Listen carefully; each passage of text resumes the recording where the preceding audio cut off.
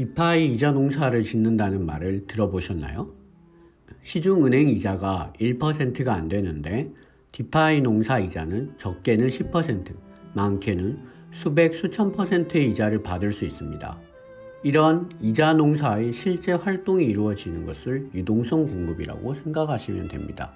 유동성 공급을 이해하기 위해서는 먼저 탈중앙화 덱스 거래소들의 토큰 교환 방식을 이해해야 합니다.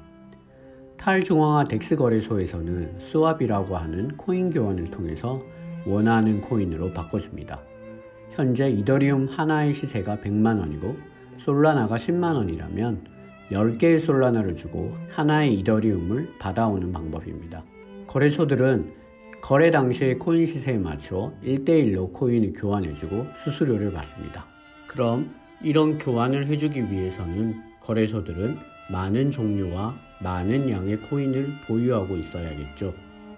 그렇지 않을 경우 거래가 발생하지 않거나 발생한다고 하여도 정확히 시세를 맞춰서 공급하기 힘들기 때문입니다. 그럼 탈중앙화 거래소들은 어떻게 수많은 코인의 종류를 아주 많이 보유하고 있을까요? 이 질문에 대한 대답이 바로 유동성 공급이라는 방법입니다. 거래소들은 코인을 직접 가지고 있는 것이 아닙니다. 유저들로부터 코인을 빌려오게 됩니다. 예를 들어 거래소가 이더리움과 솔라나를 교환해주는 서비스를 하기 위해서 많은 양의 이더리움과 솔라나를 또 다른 유저들로부터 빌려오게 됩니다. 유저들은 본인이 가지고 있는 이더리움과 솔라나를 1대1 비율로 묶어서 거래소에 임대해 줍니다.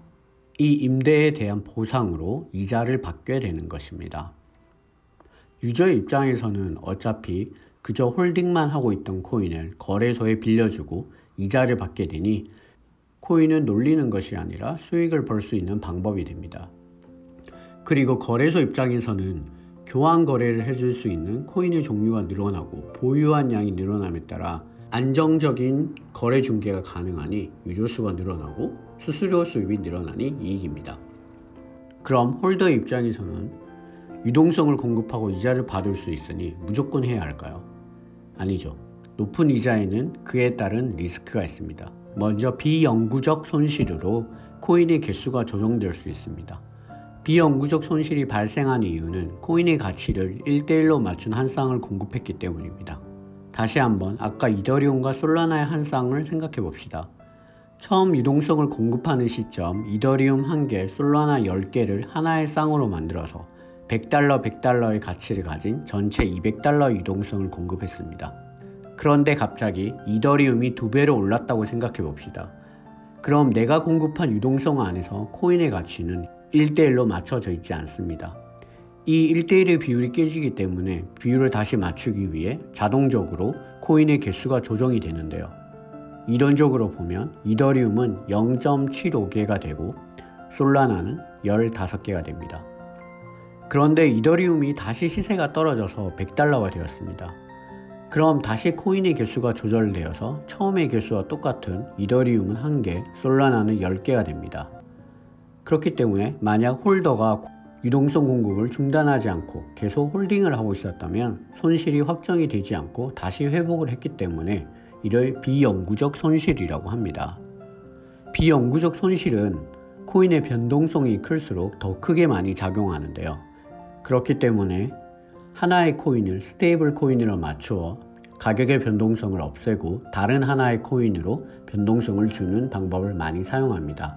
그리고 이 비영구적 손실은 단일 코인으로 가지고 있었을 때보다 가격이 상승하게 되면 덜 오르고 시세가 내릴 때는 더 떨어진다고 하네요. 다음으로 주의해야 할 점은 디파이 사이트의 러그풀 등의 사기와 플래시론 등의 해킹 공격입니다. 디파이 사이트 자체에 내가 코인 유동성을 공급해주면서 가지는 리스크인데요. 디파이 사이트 개발진들이 사기꾼들이라서 어느 날 갑자기 코인을 모두 덤핑시키고 현금화하여 도망갈 수 있습니다. 또는 개발사는 제대로 운영하고 있었지만 외부 공격에 의한 디파이 사이트가 털리면서 내가 예치하고 있던 코인들도 함께 털릴 수도 있습니다. 디파이 사이트의 위험성에 대해서는 위의 영상을 봐주세요. 마지막으로 곡괭이가 부러질 수 있습니다. 곡괭이는 디파이 사이트 이자로 지급되는 코인을 의미합니다. 즉 유저들이 유동성을 공급해주고 보통 해당 디파이 사이트의 코인을 이자로 받습니다. 높은 이자율을 자랑하는 사이트들도 많습니다. 그런데 이런 디파이 사이트들이 아주 높은 이자를 지급한다는 것은 해당 코인의 물량이 많이 풀리고 코인의 가격 인플레이션이 발생하며 코인의 가격이 급락하는 것을 의미합니다.